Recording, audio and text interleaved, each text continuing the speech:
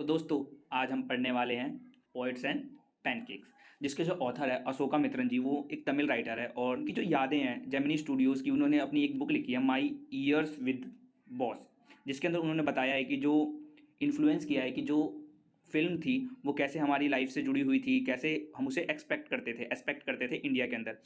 और जो Gemini Studios है जिसके अंदर वो काम करते थे वो चेन्नई में लोकेटेड थी और उसको इस्टेब्लिश 1940 में किया गया था और it was the most influencing film producing organization of the India.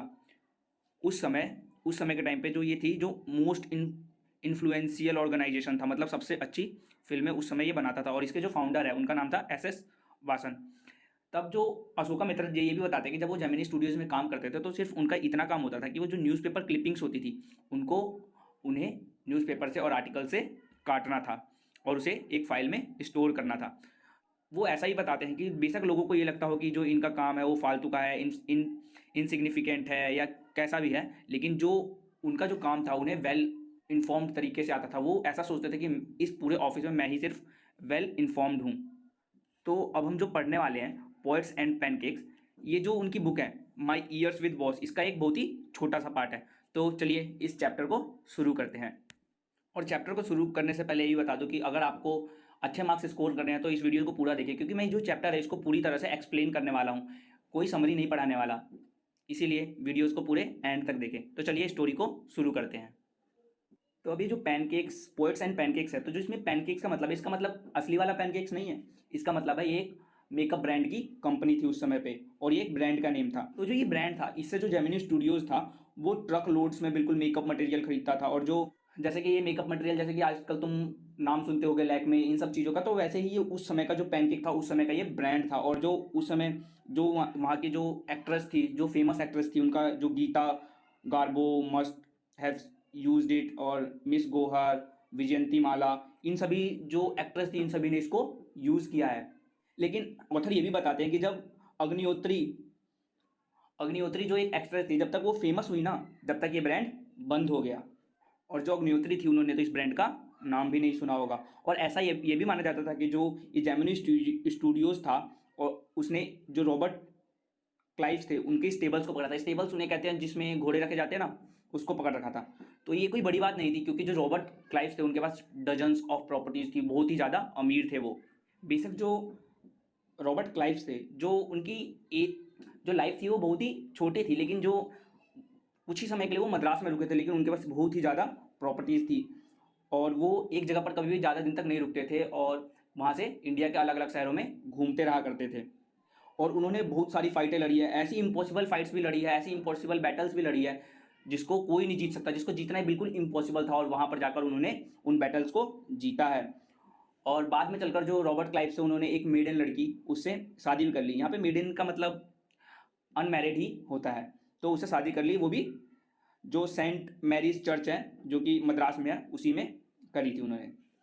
अब जब जेमिनी स्टूडियो इस्टेब्लिश हुआ था तो जो उसके पहले हेड थे वो बंगाली थे और कुछ समय बाद वो बहुत ही ज़्यादा फेमस हो गए और उनके लिए जो स्टूडियो था वो छोटा पड़ गया, तो वो वहाँ से उसे छोड़कर चले गए। उसके बाद जो उस स्टूडियो के हेड बने वो एक महाराष्ट्रियन थे और जो ये स्टूडियो था वो एक लोग से नहीं चलता था, उसको बहुत सारे लोग हेल्प करते थे, जैसे कि धरवार, कनाडिंगा, Andhra, Madras, Indian Christian and Anglo Burmese, और जो लास्ट थे वो लोकल तमिल्स, वो भी उनकी हेल्प करते थे।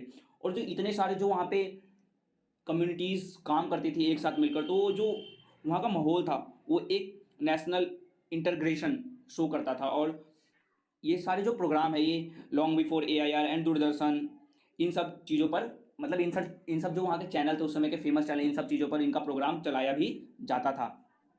और अब जो ऑथर है जो अशोका मित्र जी, वो ये भी बताते हैं कि जो उसमें की गैंग थी जो कि नेशनली इंटीग्रेटेड मेकअप मैन के नाम से भी जानी जाती थी, जो वो एक जो सीधे साधे जो डिसेंट लोग दिखते हैं ना उनको भी एक हीडियस क्रिम्सन ह्यूड मॉन्स्टर में बना देते थे। इसका मतलब जो होता है हीडियस क्रिम्सन ह्यूड मॉन्स्टर, इसका मतलब जो लाल कलर का भयानक सा दिखने वाला ऐसा टाइप का जो मॉन्स्टर बनाते थे ना, उसको बना सकते थे वो उस समय। और इसमें सिर्फ उनका ही हाथ नहीं होता था, इसमें मेकअप, लोशन, इन सब का भी काम था। अब लेकिन जो उस समय की ज़्यादातर शूटिंग्स थी वो आउटडोर ना होकर इंडोर हुआ करती थी और ज़्यादातर 5% थी फिल्म्स थी जो कि बाहर आउटडोर में शूट हुआ करती थी। और जब इंडोर शूट होगी तो लाइटनिंग के साथ साथ जो गर्ल्स एंड बॉयज़ है उनको अच्छा दिखना भी चाहिए, इसीलिए उनको मेकअप किया जाता था ताकि वो अच्छे दिखे मूवी के अंदर और लोग उस मूवी को पसंद करें। अब जो ऑथर है, जो अशोका मित्रन जी, वो ये भी बताते हैं कि जो वहाँ पर मेकअप डिपार्टमेंट था वहाँ पर स्ट्रिक्ट हायरार्की थी। अब हायरार्की का मतलब तो आपको पता ही होगा, मतलब कि जो अलग अलग वहाँ पे पोजीशंस के लोग थे ना, उनको अलग अलग पावर्स थी। जैसे कि जो कि चीफ मेकअप मैन था वो खाली एक्टर्स और एक्ट्रेस का ही मेकअप करता था, और सीनियर असिस्टेंट था जो सेकंड नंबर पे था वो जो सेकंड हीरो हीरोइन थे उनका मेकअप किया करता था, और जो जूनियर असिस्टेंट था वो मेन कॉमेडियन, इन लोगों का मेकअप करता हुआ था। लेकिन जो वहाँ पे क्राउड का मेकअप जो था वो ऑफिस बॉय की रिस्पॉन्सिबिलिटी थी। तब जो अशोका मित्रन जी वो ये भी बताते हैं कि जो वहाँ उनको ये भी याद आता है कि उनके जेमिनी स्टूडियो में भी एक ऑफिस बॉय था और वो सारे क्राउड को मेकअप करता था। जनरली जब क्राउड वाली जगह पे शूटिंग होती थी तो जो तब वो ऑफिस बॉय दिखा करता था एक वेसल में पेंट को मिक्स करता हुआ। क्यों? यहाँ पर पेंट का मतलब है जो मेकअप के सामान है ना उन सबको मिक्स करता हुआ, और वो लोगों के चेहरे पर ऐसे ही लगा देता था। क्यों? क्योंकि उसके पास इतना क्राउड का मेकअप करने के लिए इतना टाइम नहीं होता था, और वो उनके ऊपर ऐसे अप्लाई कर देता था। लेकिन जो क्राउड था उनका भी मेकअप करना जरूरी था शूटिंग के टाइम पे, ताकि उनके जो फेस है उन पर ज़्यादातर पोर्स ना दिखे। दरअसल जो वो ऑफिस बॉय था, उसे बॉय तो नहीं कहेंगे क्योंकि वो एक 40 साल का आदमी था, और वो यहाँ पर इसीलिए आया था ताकि वो एक एक्टर ही सके, या फिर स्क्रीन राइटर ही उसे बना दिया जाए, या फिर थोड़ा लिरिक्स राइटर ही वो कर सके। हाँ, उसके अंदर थोड़ी बहुत पोएट्स की खूबियाँ तो थी, लेकिन वो दरअसल में एक ऑफिस बॉय ही था। उस समय हमारा जो जेमिनी स्टूडियोज था उस समय हमें क्यूबिकल में काम किया करते थे। क्यूबिकल मतलब होता है जैसे कि आपने देखे होंगे ऑफिसों में वो जो बॉक्स टाइप के होते हैं और आर पार शीशा लगा होता है जिसमें से हम देख सकते हैं, उस तरह से क्यूबिकल्स में हम किया करते थे। और वहाँ के जो लोग थे उनको ऐसा लगता था कि जो ये क्लिपिंग फाड़ना है ये कोई फालतू का काम है, और मेरा कोई काम ही नहीं है, मैं फालतू का ही काम करता हूँ। ऐसा मतलब कि जो ऑथर अपने बारे में बता रहे हैं, और सारे लोग उन्हें भी फालतू का समझते थे, कोई भी आकर उन्हें कुछ भी सुनाकर चला जाता था। और अब जब लोग ऐसा सोचते थे तो बॉस भी यही सोचता होगा इसमें कौन सी बड़ी बात है, और जो उसके बॉस थे वो ये सोचते थे इनको कोई ढंग का काम देना चाहिए। लेकिन जो ऑथर है वो इन सब बातों को इग्नोर करते हैं, और उन्हें पता है कि इस काम में कितनी मेहनत है।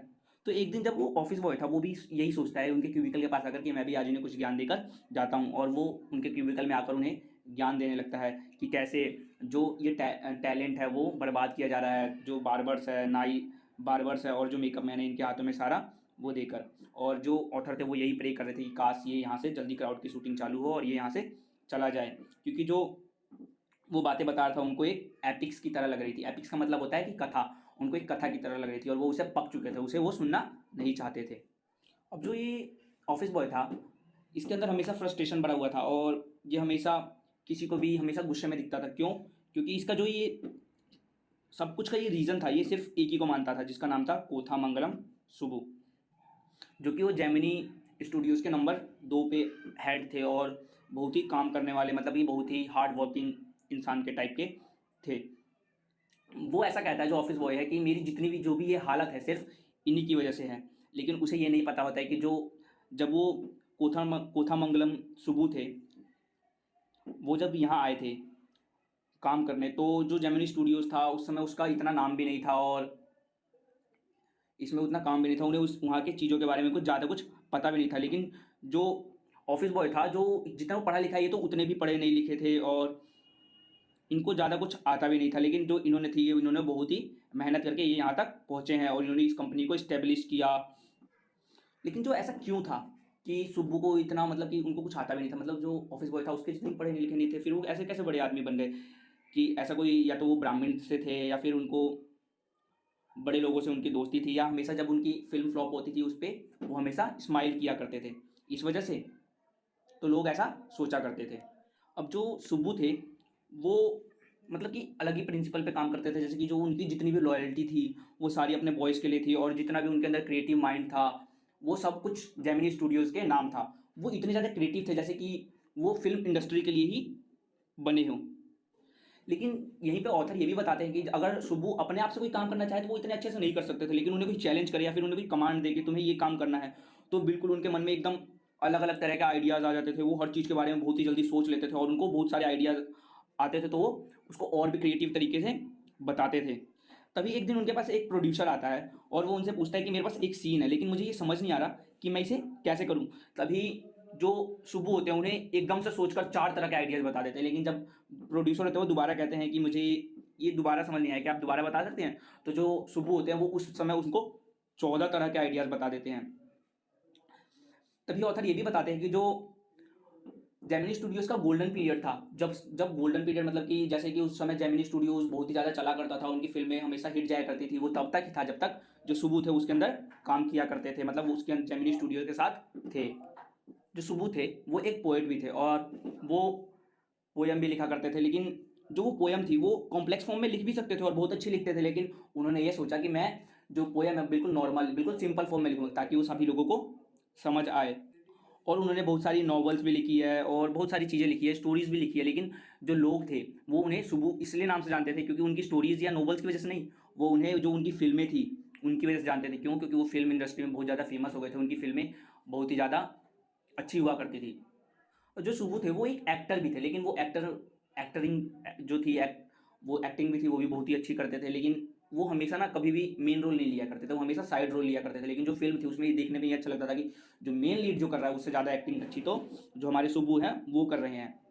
अब मैं आपको ये बताना भूल गया, जो उनकी नोवेल थी वो उन्होंने बहुत ही फ़ोक रिफ्रेन में लिखी है, मतलब कि फ़ोक तरीके से लिखी है। और उनकी जो नोवेल है उसका नाम है थिलाना महानंबल। और उन्होंने एक बहुत ही अच्छी फ़िल्म बनाई थी जिसका नाम था mood and manner of the devadasis, जो कि 20th सेंचुरी यानी कि यही 2000 के करीब में बनाई थी। अब जो ये सुबू थे ये एक बहुत ही चैरिटेबल किस्म के भी आदमी थे। क्यों? क्योंकि ये जो थे इनका बेशक कितना भी पैसा हो लेकिन ये लोगों की मदद किया करते थे। इनके घर पे जो भी आता था इनको रहने दिया करते थे और ये सभी लोगों की मदद करते थे। इनके घर पे कोई भी अगर मदद मांगने आए तो ये ऐसा सोचते थे कि मैं ये मेरे घर से खाली ना जाए, मैं इसकी मदद ज़रूर करूँगा। ये इनके पास बहुत सारा पैसा था, लेकिन ये पैसा था ये सारा चैरिटेबल में लगाते थे और ये फ्यूचर की नहीं सोचते थे, प्रेजेंट की सोचते थे। क्यों? क्योंकि ये लोगों की मदद करना चाहते थे। लेकिन इतने ज़्यादा काइंड हार्टेड होने के बाद भी इनके बहुत ही ज़्यादा दुश्मन थे। इतने अच्छे लोगों के दुश्मन क्यों हुआ करते हैं ऐसा तो पता नहीं है, लेकिन जो इनका सबसे बड़ा दुश्मन था ना वो और कोई नहीं, जो ऑफिस बॉय सुबू था ना वही था। वो इनके बारे में बहुत ही ज़्यादा बुरा भला बुरा भला कहता था और बहुत ही बातें इनके बारे में कहा करता था।